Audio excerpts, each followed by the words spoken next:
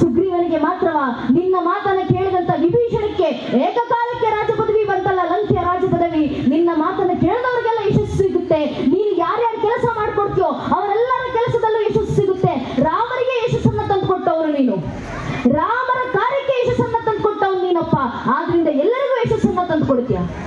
ಬುದ್ಧಿರ್ಬಲಂ ಯಶೋ ಧೈರ್ಯಂ, ಧೈರ್ಯವನ್ನ ತಂದುಕೊಡ್ತಾರೆ. ತುಮ ರಕ್ಷಕ ಉನ್ಕೋ ಡರಣ ಆಪನ ತೇಜ ಸಮಾರೋಹಾಪೆ ತೀನೋ ಲೋಕ ಹಾಂಕತೆ ಕಾಪೆ ಭೂತು ಪಿಶಾಚ ನಿಕಟನೆ ಯಾವೆ ಮಹಾವೀರ ಜಬ ನಾಮ ಸುನಾವೆ ಅಂತ ಹೇಳ್ತೀವಿ. ಧೈರ್ಯವನ್ನ, ನಮಗೆ ಧೈರ್ಯವನ್ನ ತಂದುಕೊಡುವಂತವ್ರು ಹನುಮಂತವರು. ಇನ್ನು ಅವ್ರ ಧೈರ್ಯ ಕೇಳಬೇಕಾ? ಹನುಮಂತರ ಧೈರ್ಯ ಎಂತದ್ದು? ಇಡೀ ಜಗತ್ತನ್ನ ಗೆದ್ದು ಬಂದಂತ ರಾವಣನ ಮುಂದೆ ನಿಂತು ಹನುಮಂತ ಬೀಗ್ತಾರೆ. ಮುಷ್ಟಿ ಪ್ರಹಾರ ದಶಕಯ ಸೀತಾ ಸಂತರ್ಜನ. ರಾವಣ ಸೀತಾ ಮಾತೆಯನ್ನು ಅಪಹರಿಸಿಕೊಂಡು ಹೋಗಿದ್ದೆಲ್ಲ ನೀನು. ಆ ಸೀತೆ ಮಾತೆಯ ಮಗನ ಸ್ಥಾನದಲ್ಲಿ ಬಂದು ನಾನ್ ನಿಂತಿದ್ದೀನಿ ಹನುಮಂತ. ನಿನ್ನ ಶಕ್ತಿ ಪ್ರಹಾರ ನನ್ನ ಮೇಲೆ ಮಾಡು ನೋಡ್ತೀನಿ, ಮುಷ್ಟಿ ಪ್ರಹಾರ ನನ್ನ ಮೇಲೆ ಮಾಡು, ನಿನ್ನ ಸಾಮರ್ಥ್ಯ ಲೆಕ್ಕ ಹಾಕ್ತೀನಿ ಅಂತ ರಾವಣ ಹೇಳಿದ್ರಂತೆ. ವಾನರ ಇದ್ದೀಯಾ ನೀನು? ದೇವಾನು ದೇವತೆಗಳನ್ನ ಸೋಲಿಸ್ತವನು ನಾನು ರಾವಣ. ನೀನ್ ವಾನರ ಕಣಪ್ಪ, ಮನುಷ್ಯನೂ ಅಲ್ಲ ನೀನು, ಕಪಿ ನೀನು. ನೀನು ನನ್ನ ಮುಂದೆ ನನ್ನ ಮುಷ್ಟಿ ಪ್ರಹಾರ ಮಾಡು, ನಿನ್ ಸಾಮರ್ಥ್ಯ ನೋಡ್ತೀನಿ, ಲೆಕ್ಕ ಹಾಕ್ತೀನಿ ಅಂತ ನನಗೆ ನೀನ್ ಚಾಲೆಂಜ್ ಮಾಡ್ತೀಯಲ್ಲ.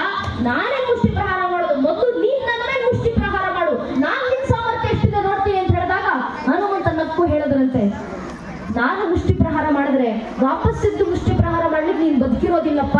ಅದಕ್ಕೆ ಮೊದಲು ನೀನೇ ಮುಷ್ಟಿ ಪ್ರಹಾರ ಮಾಡು, ನಿನ್ನ ಸಾಮರ್ಥ್ಯ ನಾನು ಲೆಕ್ಕ ಹಾಕ್ತೀನಿ ಅಂತ ಹನುಮಂತ ಉತ್ತರ ಕೊಟ್ರೆ, ಕೋಪದಿಂದ ರಾವಣ ತನ್ನ ಅಷ್ಟೂ ಸಾಮರ್ಥ್ಯಗಳನ್ನು ಒಗ್ಗೂಡಿಸಿಕೊಂಡು ಹನುಮಂತನ ಮುಷ್ಟಿ ಪ್ರಹಾರ ಮಾಡಿದ್ರಂತೆ. ಹನುಮಂತ ಕಿಂಚಿತ್ತು ಅಲಗಾಡ್ಲಿಲ್ಲ.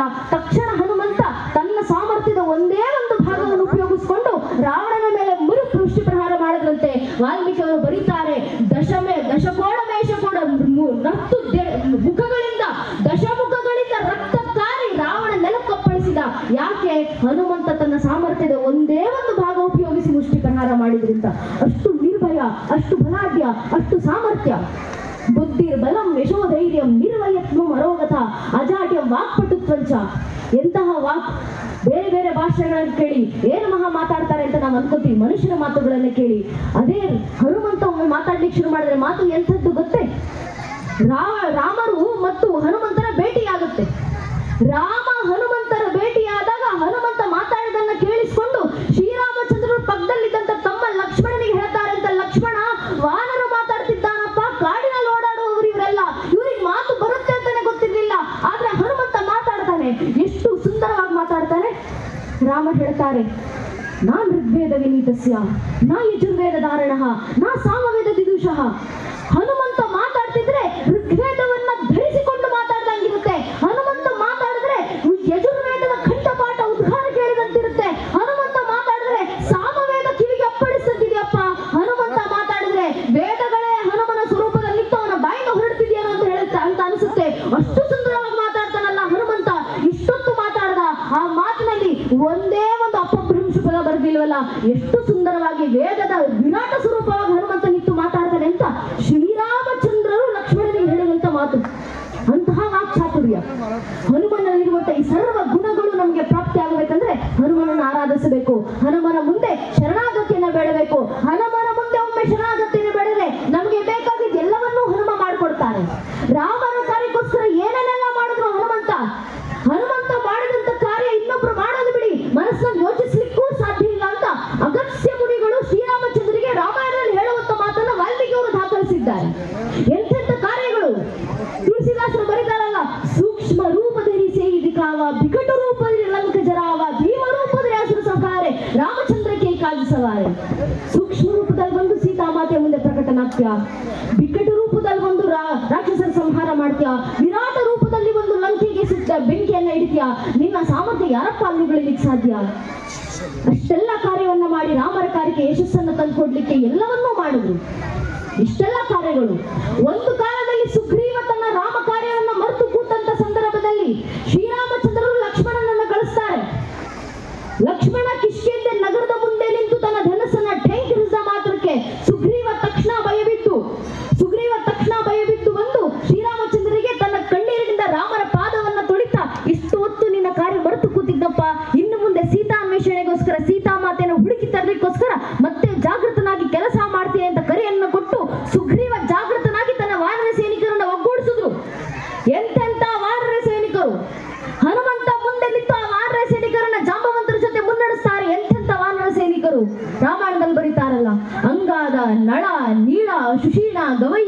ಗವಾಕ್ಷ, ಗಂಧಬಾದನ, ದಿವಿದ, ಮೈಂದ, ಜಾಂಬವಂತ, ವಾಯುಪುತ್ರ ಹನುಮಂತನಂತ 77 ಕೋಟಿ ವಾನರ ವೀರರ ಪಡೆಯನ್ನ ಸಂರಕ್ಷಿತವಾಗಿ ಜಾಗೃತಗೊಳಿಸಿಕೊಂಡು ಬಂದು ರಾಮ ಸೇತುವೆ ನಿರ್ಮಾಣ ಮಾಡಿ ಶ್ರೀರಾಮಚಂದ್ರ ಕಾರ್ಯಕ್ಕೆ, ರಾಮ ಕಾರ್ಯಕ್ಕೆ, ಸೀತಾ ಅನ್ವೇಷಣೆಗೆ ಜಯವನ್ನು ತಂದುಕೊಟ್ಟವರು.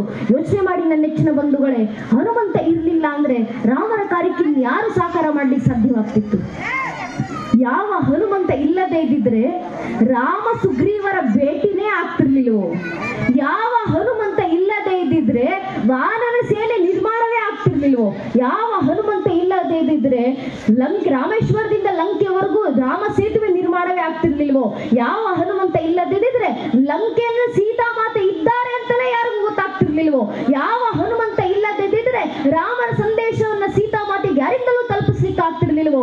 ಯಾವ ಹನುಮಂತ ಇಲ್ಲದಿದ್ರೆ ಸೀತಾ ಮಾತೆ ಕೊಟ್ಟಂತ ಸಂದೇಶವನ್ನ ವಾಪಸ್ ರಾಮರಿಗೆ ಯಾರಿಂದಲೂ ತಲುಪಿಸ್ಲಿಕ್ಕೆ ಆಗ್ತಿರ್ಲಿಲ್ವೋ? ಯಾವ ಹನುಮಂತ ಇಲ್ಲದಿದ್ರೆ ಲಂಕೆಯನ್ನ ಯಾರಿಂದಲೂ ಸುಡ್ಲಿಕ್ಕೆ ಆಗ್ತಿರ್ಲಿಲ್ವೋ? ಯಾವ ಹನುಮಂತ ಇಲ್ಲದಿದ್ರೆ ಲಂಕೆಯನ್ನ ನರರಾಗ್ಲಿ, ದೇವಾನುದೇವತೆಗಳಾಗ್ಲಿ, ರಾಕ್ಷಸರಾಗ್ಲಿ ಯಾರಿಂದಲೂ ಪ್ರವೇಶ ಮಾಡ್ಲಿಕ್ಕೆ ಆಗಬಾರ್ದು ಅಂತ ರಾವಣ ಪಡೆದುಕೊಟ್ಟಂತ ವರದಿಂದ ಲಂಕೆ ಪ್ರವೇಶವೇ ಯಾರಿಂದಲೂ ಸಾಧ್ಯವಾಗ್ತಿರ್ಲಿಲ್ವೋ? ಯಾವ ಹನುಮಂತ ಇಲ್ಲದೆ ಇದ್ದಿದ್ರೆ ಲಕ್ಷ್ಮಣನ ಸಂಜೀವಿನಿ ತಂದು ಉಳಿಸ್ಕೊಳ್ಳಿಕ್ಕೆ ಆಗ್ತಿರ್ಲಿಲ್ವೋ? ಯಾವ ಹನುಮಂತ ಇಲ್ಲದಿದ್ದರೆ ನಾಗಬಾಣದಿಂದ ಬಿದ್ದು ಕೂತಿದ್ದಂತ ಲಕ್ಷ್ಮಣನಿಗೆ ಜೀವನವನ್ನು ಪ್ರಾಪ್ತಿ ಮಾಡ್ಲಿಕ್ಕೆ ಯಾರಿಂದಲೂ ಆಗ್ತಿರ್ಲಿಲ್ವೋ? ಯಾವ ಹನುಮಂತ ಇಲ್ಲದಿದ್ದರೆ ಲಕ್ಷ್ಮಣ, ಸೀತಾಮಾತೆ ಇಬ್ಬರನ್ನೂ ಕಳ್ಕೊಂಡಂತ ದುಃಖದಲ್ಲಿ ಶ್ರೀರಾಮಚಂದ್ರರು ವಾಪಸ್ ಅಯೋಧ್ಯೆಗೆ ಬರದೆ ಕಾಡ್ನಲ್ಲೇ ಉಳ್ಕೊಂಡು ಬಿಡ್ತಿದ್ರು. ಯಾವ ಹನುಮಂತ ಇಲ್ಲದಿದ್ದರೆ ರಾಮರ ವಾಪಸ್ ಅಯೋಧ್ಯೆಗೆ ಬರಲಿಲ್ಲ ಅನ್ನೋ ದುಃಖದಲ್ಲಿ 14 ವರ್ಷ ಕಾದು ಕೊನೆಗೆ ಭರತ ಅಗ್ನಿಗೆ ಆಹುತಿ ಆಗ್ಬಿಡ್ತಿದ್ರು. ಯಾವ ಹನುಮಂತ ಇಲ್ಲದಿದ್ದರೆ ರಾಮರಾಜ್ಯದ ಕಲ್ಪನೆಯೇ ಜಗತ್ತಿಗೆ ಸಿಗ್ತಾ ಇರ್ಲಿಲ್ವೋ? ಯಾವ ಹನುಮಂತ ಇಲ್ಲದಿದ್ದರೆ ಇಡೀ ರಾಮಾಯಣವೇ ಪದಕೃತಗೊಳ್ತಿತ್ತು. ಅಂತಹ ಸಂದರ್ಭದಲ್ಲಿ ಇಡೀ ರಾಮಾಯಣದ ಪುನರ್ ಪ್ರತಿಷ್ಠಾಪನೆಗೋಸ್ಕರ ಅಂತಲೇ ನಮ್ಮದೇ ಕರ್ನಾಟಕದ ಗಂಗಾವತಿಯ ಕಿಷ್ಕಿಂದೆ ಅಂಜನಾದ್ರಿ ಬೆಟ್ಟದಲ್ಲಿ ತಾಯಿ ಆಂಜನೇಯ ವರಪುತ್ರನಾಗಿ ಹುಟ್ಟಿದಂತ ಕೇಸರಿ ನಂದನ ಕನ್ನಡದ ಕುವರ ಹನುಮಂತ ಮುಂದೆ ನಿಂತು ಇಡೀ ರಾಮಾಯಣವನ್ನ ಪುನರ್ ಪ್ರತಿಷ್ಠಾಪನೆ ಮಾಡುವಂತ ಕೆಲಸ ಮಾಡಿದ್ರು. ನಮ್ಮ ಕನ್ನಡದ ಕುವರ, ನಮ್ಮ ಮಣ್ಣಿನಿಂದ ಎದ್ದು ಬಂದಂತ ಹನುಮಂತ ಇಡೀ ರಾಮಾಯಣವನ್ನ ಪುನಃ ಪ್ರತಿಷ್ಠಾಪನೆ ಮಾಡಿ ಇಡೀ ರಘುವಂಶವನ್ನ ಉಳಿಸಿದ್ರಲ್ಲ. ಹನುಮಂತ ಇಲ್ಲದಿದ್ದರೆ ಎಲ್ಲಿ ಉಳಿಬೇಕಾಗಿತ್ತು ರಘುಕುಲ? ಎಲ್ಲಿ ಉಳಿಬೇಕಾಗಿತ್ತು ರಘುವಂಶ? ಇದು ನಾನು ಹೇಳ್ತಾ ಇರುವಂತ ಮಾತಲ್ಲ ನನ್ನ ನೆಚ್ಚಿನ ಬಂಧುಗಳೇ, ಶ್ರೀರಾಮಚಂದ್ರರೇ ಹೇಳಿರುವಂತ ಮಾತು. ವಾಪಸ್ ಅಯೋಧ್ಯೆಗೆ ಬಂದು ಪಟ್ಟಾಭಿಷಿಕ್ತರಾದಂತ ಶ್ರೀರಾಮಚಂದ್ರರು ಹನುಮಂತನನ್ನ ನೋಡಿ ಹೇಳ್ತಾರೆ, ಅಹಂಚ ರಘುವಂಶಶ್ಚ ಲಕ್ಷ್ಮಣಂಚ ಮಹಾಬಲ ವೈದ್ಯ ದಶನಾದೇವ ವಯಂ ಹಿ ಪರಿರಕ್ಷತು. ನನ್ನನ್ನು ಉಳಿಸಿದಂತ, ನನ್ನ ಸೀತೆಯನ್ನ ಉಳಿಸಿದಂತ, ನನ್ನ ತಮ್ಮ ಲಕ್ಷ್ಮಣನನ್ನು ಉಳಿಸಿದಂತ, ತನ್ನ ಭರತನನ್ನ ಅಗ್ನಿ ಆಹುತಿಯಿಂದ ತಪ್ಪಿಸಿದಂತ, ನನ್ನ ಇಡೀ ರಘುವಂಶವನ್ನೇ ಉದ್ಧರಿಸಿದಂತ, ರಘುಕುಲವನ್ನ ರಕ್ಷಣೆ ಮಾಡಿದಂತ ಶ್ಲಾಘನೆ ಹನುಮಂತನಿಗೆ ಮಾತ್ರ ಸಲ್ಲಬೇಕು ಅಂತ ರಾಮರ ಉದ್ಗಾರ. ಹನುಮಂತ ಇಲ್ಲದೇ ಇದ್ರೆ ನನ್ನ ಇಡೀ ರಘುಕುಲ ನಾಶವಾಗಬೇಕಿತ್ತಪ್ಪ ಅಂತ ಸಂದರ್ಭದಲ್ಲಿ ನನ್ನ ರಘುವಂಶವನ್ನ ಕಾಪಾಡಿದಂತವ್ರು. ಎಂತಹ ರಘುವಂಶ ರಾಮರದ್ದು! ರಾಮರ ವಂಶದಲ್ಲಿ ಬಂದಂತ ಒಬ್ಬೊಬ್ಬ ರಾಜರು, ಸತ್ಯ ಹರಿಶ್ಚಂದ್ರದಿಂದ ಉಳಿದು ಕುಕುತ್ಸನವರೆಗೂ ಪ್ರತಿಯೊಬ್ಬೊಬ್ಬ ರಾಜರು ಇಡೀ ಅಂತ ರಘುವಂಶವನ್ನ ರಕ್ಷಣೆ ಮಾಡಿದಂತವ್ರು ಹನುಮಂತರು. ಎಂಥ ರಘುವಂಶ! ಇಡೀ ಬಾಲಕಾಂಡದಲ್ಲಿ, ರಾಮಾಯಣದ ಬಾಲಕಾಂಡದಲ್ಲಿ ವಶಿಷ್ಠರು ಇಡೀ ರಘುವಂಶದ ಪರಿಚಯವನ್ನು, ವಿಶ್ವಾಮಿತ್ರರು ಇಡೀ ರಘುವಂಶದ ಪರಿಚಯವನ್ನ ಮಾಡಿಕೊಡ್ತಾರೆ. ವಿಶ್ವಾಮಿತ್ರರು ವಶಿಷ್ಠರ ಜೊತೆಗೆ ಕೂತಿರ್ಬೇಕಾದ್ರೆ ಜನಕನಿಗೆ ಮಾಡುವಂತ ಪರಿಚಯ, ಇಡೀ ರಘುವಂಶ ಯಾವ ರೀತಿ ಬಂತು ರಾಮರ ವಂಶ. ಮೊದಲಿಗೆ ಬಂದದ್ದು ಶ್ರೀಹರಿ, ಶ್ರೀಹರಿಯ ಮಗ ಬ್ರಹ್ಮ, ಬ್ರಹ್ಮನ ಮಗ ಮರೀಚಿ, ಮರೀಚಿ ಮಗ ಕಶ್ಯಪ, ಕಶ್ಯಪನ ಮಗ ಸೂರ್ಯ, ಸೂರ್ಯನ ಮಗ ಮನು, ಮನುವಿನ ಮಗ ಇಕ್ಷ್ವಾಕು, ಇಕ್ಷ್ವಾಕುವಿನ ಮಗ ಕುಕ್ಷಿ, ಕುಕ್ಷ ಮಗ ವಿಕುಕ್ಷಿ, ವಿಕುಕ್ಷ ಮಗ ಬಾಣ, ಬಾಣನ ಮಗ ಅನರಾರಣ್ಯ, ಅನರಾರಣ್ಯನ ಮಗ ಭೃದು, ಭೃದುವಿನ ಮಗ ತ್ರಿಶಂಕು, ತ್ರಿಶಂಕುವಿನ ಮಗ ದುಂಡುಮಾರ, ದುಂಡುಮಾರನ ಮಗ ಮಾಂಧಾತ, ಮಾಂಧಾತನ ಮಗ ಸುಸಂಧಿ, ಸುಸಂಧಿಯ ಮಗ ಧ್ರುವಸಂಧಿ, ಧ್ರುವಸಂಧಿಯ ಮಗ ಭರತ, ಭರತನ ಮಗ ಅಶೀತ, ಅಶೀತನ ಮಗ ಸಗರ, ಸಗರನ ಮಗ ಅಸಮಂಜಸ, ಅಸಮಂಜಸನ ಮಗ ಅಂಶುಮಂತ, ಅಂಶುಮಂತನ ಮಗ ದಿಲೀಪ, ದಿಲೀಪನ ಮಗ ಭಗೀರಥ, ಭಗೀರಥನ ಮಗ ಕುಕುತ್ಸು, ಕುಕುತ್ಸುವಿನ ಮಗ ರಘು, ರಘುವಿನ ಮಗ ಪ್ರವೃದ್ಧ, ಪ್ರವೃದ್ಧನ ಮಗ ಶಶಂಕು, ಶಶಂಕುವಿನ ಮಗ ಸುದರ್ಶನ, ಸುದರ್ಶನನ ಮಗ ಅಗ್ನಿವರ್ಣ, ಅಗ್ನಿವರ್ಣನ ಮಗ ಶೀಘ್ರವೇದ, ಶೀಘ್ರವೇದನ ಮಗ ಮರು, ಮರುವಿನ ಮಗ ಪ್ರಶೀಶಕ, ಪ್ರಶೀಶಕನ ಮಗ ಅಂಬರೀಷ, ಅಂಬರೀಷನ ಮಗ ನಘೂಷ, ನಘೂಷನ ಮಗ ಯಾತಿ, ಯಾತಿಯ ಮಗ ನಾಭಾಗ, ನಾಭಾಗನ ಮಗ ಅಜ, ಅಜನ ಮಗ ದಶರಥ, ದಶರಥನ ಮಗನೇ ರಘುವಂಶದ ರಾಘವ ಪ್ರಭು ಶ್ರೀರಾಮಚಂದ್ರರು ಅಂತ ಹೇಳುವ ಮಟ್ಟಕ್ಕೆ ಇಡೀ ರಾಮರ ವಂಶವೃಕ್ಷವನ್ನ ಜನಕನ ಮುಂದೆ ಇಟ್ಟಂತ ಅಂದಿನ ಋಷಿಗಳು ಹೇಳ್ತಾರೆ, ಇಂಥ ಇಡೀ ರಘುಕುಲ, ಇಂಥ ಮಹಾನ್ ರಘುವಂಶವನ್ನ ರಕ್ಷಣೆ ಮಾಡಿದಂತ ಶ್ಲಾಘನೆ ಹನುಮಂತರಿಗೆ ಮಾಡಬೇಕು ಅಂತ ಮಹಾನ್ ರಘುವಂಶವನ್ನ ರಕ್ಷಣೆ ಮಾಡಿರುವಂತ ಹನುಮಂತರು ನಮ್ಮ ನಿಮ್ಮ ರಕ್ಷಣೆಯನ್ನ ಮಾಡೋದಿಲ್ವಾ? ಹನುಮಂತ ಚಿರಂಜೀವಿ ಆಗಿರೋದೇ ಧರ್ಮ ರಕ್ಷಣೆಗೆ. ಕೊನೆಗೆ ಕಲಿಯುಗದ ಅಂತ್ಯದಲ್ಲಿ ಇನ್ನ ನಾವು ಹೇಳ್ಕೊಂಡು ತಿರುಗಾಡ್ತಾ ಇದ್ದೀವಿ, ಕಲಿಯುಗ ಭಾರಿ ಕಲಿಯ ಪ್ರಭಾವ ಮೆರೀತಿದ್ಯಪ್ಪ, ಕಲಿಯುಗ ಹಾಳಾಗಿ ಹೋಗಿದೆ. ಕಲಿಯುಗ ಶುರುವಾಗಿ ಆಗಿರೋದು 5,000 ವರ್ಷಗಳಷ್ಟೇ. ಈಗ 5,128ನ ಆಚರಿಸಿದ್ದೀವಿ ನಾವು. ಈಗ 5,128 ವರ್ಷ ಅಷ್ಟೇ ಆಗಿರೋದು ಕಲಿಯುಗ ಶುರುವಾಗಿ.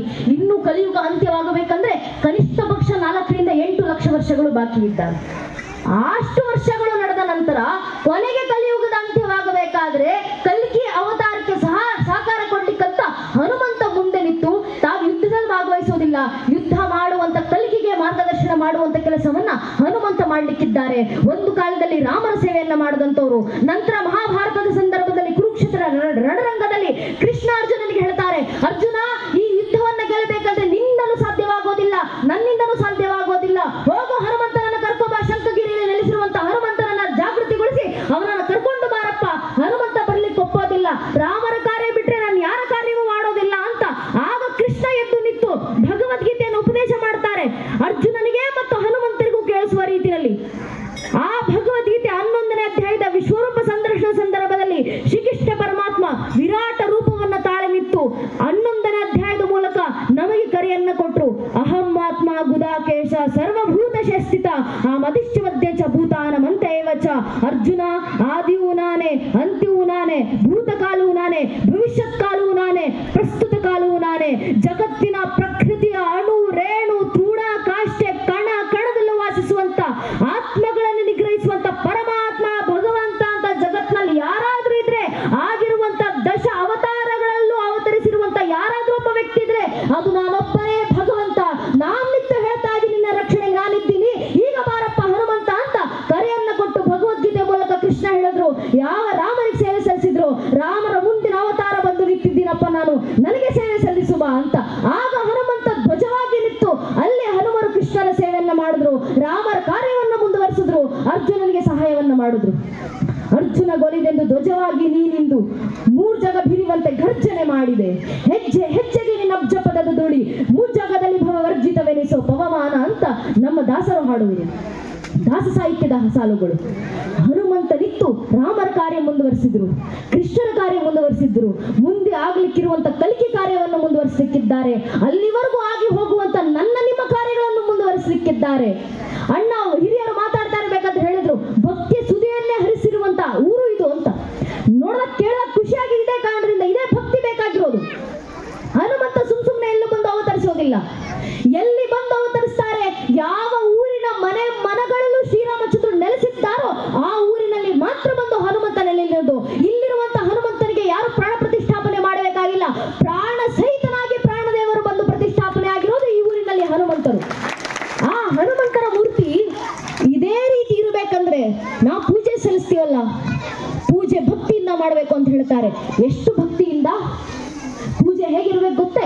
ಹನುಮರ ಗುಡಿ ಮುಂದೆ ಕೂತು ಹನುಮರಿಗೆ ಪೂಜೆ ಮಾಡಲಿಕ್ಕೆ ಶುರು ಮಾಡಿದ್ರೆ, ಪೂಜೆ ಆಗುವ ವೇಳೆಗೆ ನೀನು ಕೂತು ಪೂಜೆ ಮಾಡಿ ಪೂಜೆ ಮುಗಿಯುವ ವೇಳೆಗೆ ನಿನ್ನಲ್ಲಿರುವಂತ ಪ್ರಾಣ ದೇವರ ಮೂರ್ತಿಗೆ ಹೋಗಿ ದೇವರ ಮೂರ್ತಿಯಲ್ಲಿರುವಂತ ಕಲ್ಲುತನ ನಿನಗೆ ಬರಲಿಲ್ಲ ಅಂದ್ರೆ ಆ ಪೂಜೆನೇ ಅಲ್ಲ ಅಂತ ನಮ್ಮ ತಂತ್ರದಲ್ಲಿ ಹೇಳ್ತಿದ್ರು. ಪೂಜೆಯ ಮಹತ್ವ, ಭಕ್ತಿಯ ಮಹತ್ವ, ಭಕ್ತಿ ಸಾಮರ್ಥ್ಯ ಅದು ನನ್ನಲ್ಲಿರುವಂತ ಪ್ರಾಣವನ್ನೇ ಪ್ರಾಣದೇವರಿಗೆ ಅರ್ಪಿಸಿ ಬಿಡೋದು. ಈ ಭಕ್ತಿಯನ್ನ ತೋರಿಸಂತವ್ರು ಯಾರು? ಹನುಮಂತರು.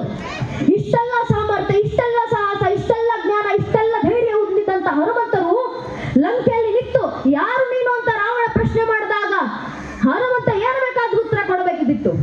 ನಾನು ಹನುಮಂತ ಬಂದಿದ್ದೀನಿ, ಸುಗ್ರೀವನಿಗೆ ಸಹಾಯ ಮಾಡಿದಂತವನು ಬಂದಿದ್ದೀನಿ, ನಿನ್ನ ಇಡೀ ಲಂಕೆಗೆ ಬೆಂಕಿ ಇಡಬಲ್ಲಂತ ಸಾಮರ್ಥ್ಯ ನನ್ನಲ್ಲಿದೆ, ನಿನ್ನ ಲಂಕೆಯನ್ನೇ ಪ್ರವೇಶ ಮಾಡಿದವನು ನಾನು, ನಿನ್ನ ಸೈನಿಕರನ್ನ ಸಂಹಾರ ಮಾಡಿದವನು ನಾನು, ಏನು ಬೇಕಾದ್ರೂ ಹೇಳ್ಬೋದಿತ್ತು ಹನುಮಂತ. ಅಷ್ಟೆಲ್ಲ ಸಾಹಸವನ್ನು ಮಾಡಿದಂತ ಹನುಮಂತ ರಾವಣ ನೀನ್ ಯಾರು ಅಂತ ಕೇಳಿದಾಗ ಹನುಮಂತರ ಬಾಯಿಂದ ಬಂದಂತ ಉತ್ತರ, ದಾಸೋಹಂ ಕೌಶಲೇಂದ್ರಸ್ಯ ರಾಮಸ್ಯ ಕ್ಲಿಷ್ಟ ಕರ್ಮಣಃ. ಶ್ರೀರಾಮಚಂದ್ರರ ಕಾರ್ಯವನ್ನು ಹೊತ್ತು ನಿಂತಿರುವಂತ ರಾಮಚಂದ್ರರ ದಾಸ ಬಂದಿದ್ದೀನಪ್ಪ ನಾನು ಅಂತ ಹೇಳ್ಕೊಂಡ್ರಲ್ಲ ಹನುಮಂತ. ಇದು ಭಕ್ತಿಯ ಸಾಮರ್ಥ್ಯ. ತನ್ನ ಅಷ್ಟೂ ಸಾಮರ್ಥ್ಯಗಳನ್ನ ರಾಮರ ಪಾದಕ್ಕೆ ಅರ್ಪಣೆ ಮಾಡಿದಂತ ಆ ಭಕ್ತಿ ಯಾವತ್ತು ನಮ್ಮಲ್ಲಿ ಬರುತ್ತೋ ಅವತ್ತು ಹನುಮಂತ ನಮ್ಮೆಲ್ಲರ ಮುಂದೆ ಜೀವ ಸಹಿತವಾಗಿ ಪ್ರಕಟರಾಗ್ತಾರೆ. ನಮ್ಮ ಕೆಲಸ ಇದೆ, ಹನುಮಂತರ ಪೂಜೆ ಅಂದ್ರೆ ಹನುಮಂತರಿಗೆ ಕರೆಯನ್ನ ಕೊಡೋದು. ಯಾವ ಮೂಲಕ ಕರೆ ಕೊಡ್ತೀರಾ? ಅವರ ಹಾದಿನ ಸಾಗುವ ಮೂಲಕ ಹನುಮಂತರಿಗೆ ಕರೆ ಕೊಟ್ಟು ಹನುಮಂತ ಬಂದು ಅವತರಿಸಪ್ಪ.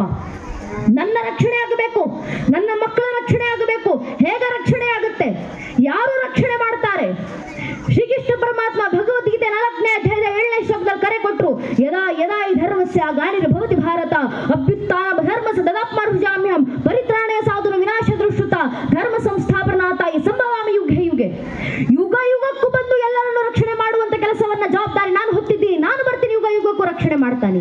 ಭಗವಂತ ಕೊಟ್ಟಂತ ಕರೆ ಇದು. ಭಗವದ್ಗೀತೆ ಕೊನೆ 18ನೇ ಅಧ್ಯಾಯದ ಕೊನೆ 78ನೇ ಶ್ಲೋಕ ಕೃಷ್ಣ ಕೊಟ್ಟಂತ ಭಗವದ್ಗೀತೆ ಕೊನೆ ಸಾಲುಗಳು. ಯತ್ರ ಯೋಗೇಶ್ವರ ಕೃಷ್ಣ ಯತ್ರ ಪಾರ್ಥದ ನುಡಿದರ ತತ್ರ ಜೀವಿಜಾಭೂತಿ ಧ್ರುವಾನಿ ತಿರ್ಮತಿರ್ಮಮ. ಎಲ್ಲಿ ನಾನು ಯೋಗೇಶ್ವರ ಕೃಷ್ಣ ಇರ್ತೀನೋ, ಎಲ್ಲಿ ನನ್ನ ಧರ್ಮದ ಹಾದಿನಲ್ಲಿ ನಡೆಯುವಂತ ಭಕ್ತಾದಿಗಳು ಇರ್ತೀರೋ, ನಿಮ್ಮೆಲ್ಲರನ್ನ ರಕ್ಷಣೆ ಮಾಡುವಂತ ಕೆಲಸ ನಾನು ಮಾಡ್ತೀನಿ ಅಂತ ಭಗವಂತ ಕೊಟ್ಟಂತ ಕರೆ. ನನ್ನ ರಕ್ಷಣೆ ಯಾರು ಮಾಡ್ತಾನೆ? ಜನರ ಬೇಕಾಗಿಲ್ಲ. ನನ್ನ ರಕ್ಷಣೆ ನನ್ನ ಕುಟುಂಬಸ್ಥರು ಮಾಡ್ತಾರೆ, ನೆಂಟಸ್ಥರು ಮಾಡ್ತಾರೆ, ಸಂಬಂಧಿಕರು ಮಾಡ್ತಾರೆ, ಗೆಳೆಯರು ಮಾಡ್ತಾರೆ. ಆದ್ರೆ ಯಾರು ಇರ್ತಾರೋ ಇಲ್ವೋ ಅವನೊಬ್ಬ ನನ್ನ ಜೊತೆ ಇರ್ತಾನೆ ಅನ್ನೋ ಧೈರ್ಯ ಇದೆಯಲ್ಲ, ಇದು ನಿಜವಾದ ನಿರ್ಭಯತೆ, ಇದು ನಿಜವಾದ ಆತ್ಮಶಕ್ತಿ, ಇದು ಆತ್ಮಬಲ. ಅದಕ್ಕೆ ಕನಕದಾಸರು ಹೇಳಿದ್ದು. ಕನಕದಾಸರು ಬರೀತಾರಲ್ಲ, ಬೆಟ್ಟದ ತುದಿಯಲ್ಲಿ ಹುಟ್ಟಿದ ವೃಕ್ಷಕ್ಕೆ ಕಟ್ಟೆ ಕಟ್ಟಿ ನೀರರದೆ ಅವರು ಯಾರು? ಹುಟ್ಟಿಸಿದ ಸ್ವಾಮಿ ತಾ ಹೊಡೆಗೀಡಾಗಲು ಬಿಡದೆ ರಕ್ಷಿಪನು, ಇದಕ್ಕೆ ಸಂಶಯವಿಲ್ಲ. ಮೃಗ ಪಕ್ಷಿಗಳು, ಬೆಟ್ಟದ ತುದಿಯಲ್ಲಿ ಮೃಗ ಪಕ್ಷಿಗಳು ಕೂತು ಕೂಗುವ ಮೃಗ ಪಕ್ಷಿಗಳಿಗೆ ಅಲ್ಲಲ್ಲಿಗೆ ಆಹಾರ ತಂದವರು ಯಾರು? ತೆರದ ಸ್ವಾಮಿ ಪಡೆದ ಜನನಿ ತಾ ಹೊಡೆಗೀಡಾಗಲು ಬಿಡದೆ ರಕ್ಷಿಪರು, ಇದಕ್ಕೆ ಸಂಶಯವಿಲ್ಲ. ಕಲ್ಲಿನಲ್ಲಿ ಕೂತು ಕೂಗುವ ಕಲ್ಲಿನ ಕಪ್ಪೆಗೆ ಅಲ್ಲಲ್ಲಿಗೆ ಆಹಾರವಿತ್ತವರು ಯಾರು? ಇದಕ್ಕೆ ಚಿಂತಿಸಿದಿರು ತಾಳು ಮನವೇ ಕಾಗಿನೆಲೆ ಆದಿಕೇಶವ ಎಲ್ಲರನ್ನೂ ಸಲುವನು ಅಂತ ಕನಕದಾಸರು ಇದೇ ಮಾತನ್ನು ಹೇಳಿದ್ದಾರಲ್ಲ. ಯಾರು ರಕ್ಷಣೆ ಮಾಡ್ತಾರೆ? ಅವನಿದ್ದಾನೆ ರಕ್ಷಣೆ ಮಾಡ್ಕೊಳ್ಳಿಕ್ಕೆ. ಅವ ಖುದ್ದು ಬಂದು ನೆಲೆಸಿದ್ದಾನೆ. ನಾವು ಈ ಊರಿನಟ್ಟೆ ಹುಟ್ಟಿದ್ದೀವಿ ಅಂದ್ರೂ ಸಾಮಾನ್ಯವಲ್ಲ. ಏನೋ ನಮ್ಮ ಹಣೆ ಬರ ಭಗವಂತ ಹೇಳಿದ್ಕೊಂಡು ಹುಟ್ಟುತ್ತೀವಿ, ಅದಲ್ಲ ನನ್ನ ನೆಚ್ಚಿನ ಬಂಧುಗಳೇ. ಒಂದು ಭಗವಂತನೇ ಖುದ್ದು ಆಯ್ದುಕೊಂಡು ಪ್ರತಿಷ್ಠಾಪನೆ ಆಗಿರುವಂತ ಒಂದು ಮಣ್ಣಿನಲ್ಲಿ ನಾವು ಜನಿಸಬೇಕು. ಯಾವ ಮಣ್ಣಿನಲ್ಲಿ ಭಗವಂತನೇ ಸ್ವಯಂಭೂವಾಗಿ ಉದ್ಭವಿಸಿದ್ದಾನೋ ಆ ಮಣ್ಣಿನಲ್ಲಿ ನಾವು ಹುಟ್ಟಿದ್ದೀವಿ ಅಂದ್ರೆ ಎಷ್ಟು ಪುಣ್ಯದ ಕೆಲಸ ಗೊತ್ತೇ ಇದು. ವಿಷ್ಣು ಪುರಾಣದಲ್ಲಿ ಒಂದು ಮಾತನ್ನು ಹಿರಿಯರು ಬರೀತಾರೆ. ಗಾಯಂತಿ ದೇವ ಕೆಳಗೀತ ಕಾಣಿ ಧನ್ಯಸ್ತೆ ಭರತ ಭೂಮಿ ಬಾಗೆ ಸ್ವರ್ಗಾಪವರ್ಗ ಸ್ಮಗಮಾರ್ಗ ಭೂತ ಹೊಂತೆಗುವ ಪುರುಷ ಸುರತ್ವ. ಭಗವಂತ ಹುಟ್ಟಿರುವಂತ ಭೂಮಿನಲ್ಲಿ ನಾವು ಹುಟ್ಟಬೇಕಂದ್ರೆ 7 ಜನ್ಮ ಪುಣ್ಯ ಮಾಡಿರ್ಬೇಕು. ಯಾಕೆ? ದೇವಾನುದೇವತೆಗಳು ಸ್ವರ್ಗದಲ್ಲಿ ಕೂತು ಮಾತಾಡ್ತಾರಂತೆ. ದೇವಾನುದೇವತೆಗಳಾಗಿ ಸಾವಿರಾರು ವರ್ಷ ಸ್ವರ್ಗದಲ್ಲಿ ಬದುಕೋದಕ್ಕಿಂತ ಒಂದೇ ಒಂದು ಜನ್ಮ ಮನುಷ್ಯರಾಗಿ ಭಗವಂತ ಹುಟ್ಟಿರುವಂತ ನೆಲದಲ್ಲಿ ಹುಟ್ಟು ಸಿಕ್ಕದೆ ಸಾಕಪ್ಪ, ಇದಕ್ಕಿಂತ ಪುಣ್ಯದ ವಿಷಯ ಬೇರೆ ಇಲ್ಲ ಅಂತ ದೇವಾನುದೇವತೆಗಳು ಸ್ವರ್ಗದಲ್ಲಿ ಕೂತು ಮಾತಾಡ್ತಾರೆ ಅಂತ ವಿಷ್ಣು ಪುರಾಣದಲ್ಲಿ ಹೇಳಿರುವಂತ ಮಾತು. ಅಂತ ಭಗವಂತ ನೆಲೆಸಿರುವಂತ ಮಣ್ಣಿನಲ್ಲಿ ನಾವು ಹುಟ್ಟಿದ್ದೀವಿ, ನಾವು ಬದುಕ್ತಿದ್ದೀವಿ. ಆತ ಉಸಿರಾಡಿರುವಂತ ಉಸಿರನ್ನ ನಾವು ಉಸಿರಾಡ್ತಿದ್ದೀವಿ. ಆತ ನೀಡಿದಂತ ಫಲಗಳನ್ನ ನಾವು ಅನುಭವಿಸ್ತಿದ್ದೀವಿ ಅಂದ್ರೆ ನಿಜವಾಗ್ಲೂ ಜನ್ಮ ಜನ್ಮಗಳ ಫಲ ಇದು ನನ್ನ ನೆಚ್ಚಿನ ಬಂಧುಗಳೇ. ಈ ಫಲವನ್ನ ವ್ಯರ್ಥ ಮಾಡ್ಕೊಳ್ಬೇಡಿ. ಮನುಷ್ಯರಾಗಿ ಹುಟ್ಟಬೇಕಂದ್ರೆ 84 ಲಕ್ಷ ಜೀವರಾಶಿಗಳನ್ನ ದಾಟಿ ಬರಬೇಕು. ದಾಸ ಸಾಹಿತ್ಯದ ಮಾತು, ದಾಸರು ಹೇಳಿದಂತ ಮಾತು. ಮಾನವ ದೇಹವಿದು ವಿರಳ, ಕೆಡಿಸಿಕೊಳ್ಳದಿರೋ ಹುಚ್ಚಪ್ಪಗಳಿರ. ಕಷ್ಟಪಟ್ಟು ಮನುಷ್ಯ ಜನ್ಮ ಸಿಕ್ಕಿದೆ, ಅದು ಇಂಥ ಪುಣ್ಯ ಭೂಮಿನಲ್ಲಿ, ಇಂಥ ದೇವರ ಸಾನ್ನಿಧ್ಯದಲ್ಲಿ. ಈ ಮನುಷ್ಯ ಜನ್ಮ ಉಪಯೋಗಿಸ್ಕೊಳ್ಬೇಕಂದ್ರೆ ಈ ಮನುಷ್ಯ ಜನ್ಮ ನಿರಂತರವಾಗಿ ಆ ಭಗವಂತನ ಸೇವೆಗಿಡಬೇಕು. ಆತ ತೋರಿಸಿಕೊಟ್ಟಂತ ಹನುಮಂತ ರಾಮರ ಪರವಾಗಿ ಇಟ್ಟಿದ್ದಂತ ಭಕ್ತಿ ನಾವು ಹನುಮಂತನ ಪರವಾಗಿ ಇಡಬೇಕು.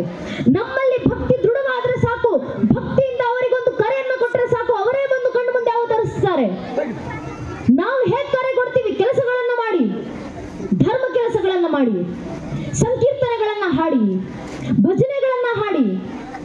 ನಮ್ಮ ಮಕ್ಕಳಿಗೆ ಭಜನೆಗಳನ್ನು ಹೇಳಿಸ್ಬೇಕು. ನಾವು ಮಣ್ಣಲ್ಲಿ ನಮ್ಮ ಮಕ್ಕಳ ಕೈಗೆ ತಾಳಗಳನ್ನ ಕೊಡೋಣ, ಕಂಸಾಳೆಗಳನ್ನ ಕೊಡೋಣ, ಮಕ್ಕಳ ಬಾಯಿಂದ ಭಜನೆಗಳು ಬರಲಿ. ಯಾಕೆ? ಗಂಟಾ ಪೂಜೆ ಸಂದರ್ಭದಲ್ಲಿ ಹೇಳುವಂತ ಮಂತ್ರ, ಆಗಮಾರ್ತಂತು ದೇವಾನಾಂ ಗಮನಾರ್ಥಂತು ರಕ್ಷಸಾಂ ಕುರು ಗಂಟಾರತ್ರ ದೇವತಾವನ ಲಾಂಛನ. ತಾಳದ ಶಬ್ದಕ್ಕೆ, ಕಂಸಾಳೆ ಶಬ್ದಕ್ಕೆ, ಗಂಟೆಯ ನಾದಕ್ಕೆ ಭಗವಂತ ಬರ್ತಿದ್ದಾನೆ ಅನ್ನೋದರ ಲಾಂಛನ ಅದು. ಭಗವಂತನನ್ನು ಕರೆಸ್ಕೊಳ್ಬೇಕಂದ್ರೆ ಆತ ಬರಬೇಕಾಗಿರುವ ಸ್ಥಾನದಲ್ಲಿ ಗಂಟೆಯ ನಾದಗಳು, ಕಂಸಾಳೆ ಸದ್ದುಗಳು ಕೇಳಲೇಬೇಕು. ಆ ಸದ್ದು ಕೇಳಿದ್ರೆ ಭಗವಂತ ಬರ್ತಾನೆ.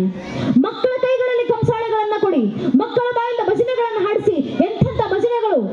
ವಿಠ್ಠಲರ ದೇವಸ್ಥಾನ ಇದೆ, ವಿಠ್ಠಲರ ಭಜನೆಗಳನ್ನ ಕೇಳಿದ್ರೆ ಮನಸ್ಸಿಗೊಂದು ಆನಂದ. ಮಾಜಿ ವಳಿಲಾಂಚಿ ವೀರಾಸಿಗ ದೇವ ತುಜಿ ಚರಣ ಸೇವಾ ಪಾಂಡುರಂಗ ಅಂತ ನಮ್ಮ ಹಿರಿಯರು ಹಾಡ್ತಾ ಹಾಡ್ತಾ ಬಂದಂತವ್ರು ಮನಸ್ಸಿನಲ್ಲಿರುವಂತ ಏಕೈಕ ಭಾವನೆ, ನಿನ್ನ ಪಾದ ಪೂಜೆ ಮಾಡ್ಬೇಕಪ್ಪ, ಅದರ ಅವಕಾಶವನ್ನ ಮಾಡಿಕೊಡು. ಭಗವಂತನಿಗೆ ಭಜನೆಯ ಮೂಲಕ ಕರೆ ಕೊಟ್ಟಾಗ ಭಗವಂತ ಅವತರಿಸ್ತಾನೆ ಅಂತ ನಮ್ಮ ಹಿರಿಯರು ಜೀವಂತ ಸಾಕ್ಷಿಯಾಗಿ ತೋರಿಸಿಕೊಟ್ಟು ಹೋಗಿದ್ದಾರಲ್ಲ. ಕುಂಬಾರ ಗುಂಡೆ ಎಂಬ ಭಕ್ತ ಮಡಿಕೆ ಮಾಡುವವರು, ಮಡಿಕೆ ಮಾಡುವಾಗ ಮಡಿಕೆ ತಟ್ಟುವ ತಾಳಕ್ಕೆ ಶಿವನ ಭಜನೆಯನ್ನ ಹಾಡ್ತಾ ಹಾಡ್ತಾ ಕುಣಿತಿದ್ರಂತೆ. ಅದನ್ನ ನೋಡಿದಂತ ಶಿವರಿಗೆ ಅನಿಸ್ತಂತೆ, ಅರೆ ನನ್ನ ಭಕ್ತ ದಿನಾ ಭಜನೆ ಹಾಡ್ತಾ ಕುಣಿತಾನೆ, ನಾನು ನನ್ನ ಭಕ್ತನ ಜೊತೆ ಬಂದು ಕುಣಿಬೇಕಲ್ಲ, ನೃತ್ಯ ಮಾಡ್ಬೇಕಲ್ಲ ಭಕ್ತನ ಜೊತೆಗೆ. ಕುಂಬಾರ ಗುಂಡೆನ ಹೊಸ ನೃತ್ಯಂ ನೋಡಿದ ಶಿವನ ಮುಟ್ಟಿತು ಸತ್ಯಂ, ಒಳಗಾಡಿದ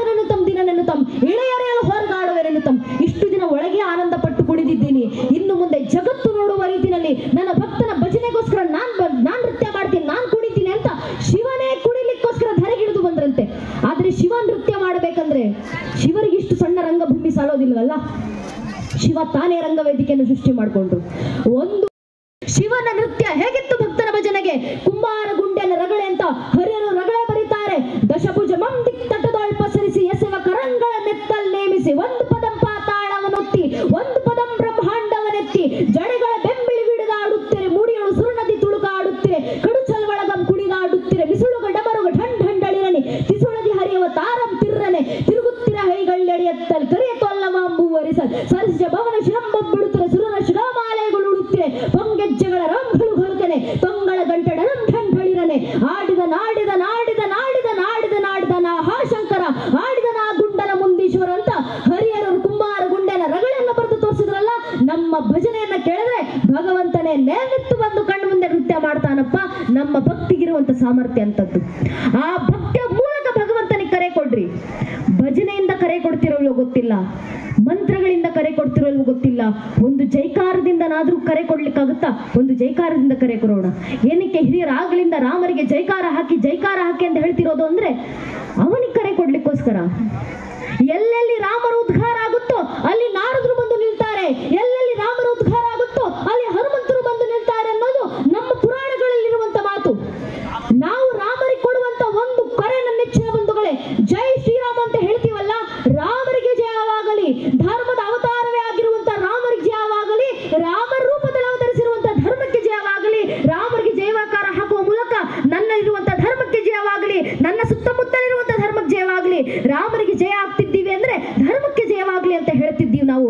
ರಾಮರ ಹೆಸರು ನಮ್ಮ ಬಾಯಿನಲ್ಲಿ ಬಂದ್ರೆ ಸಾಕು.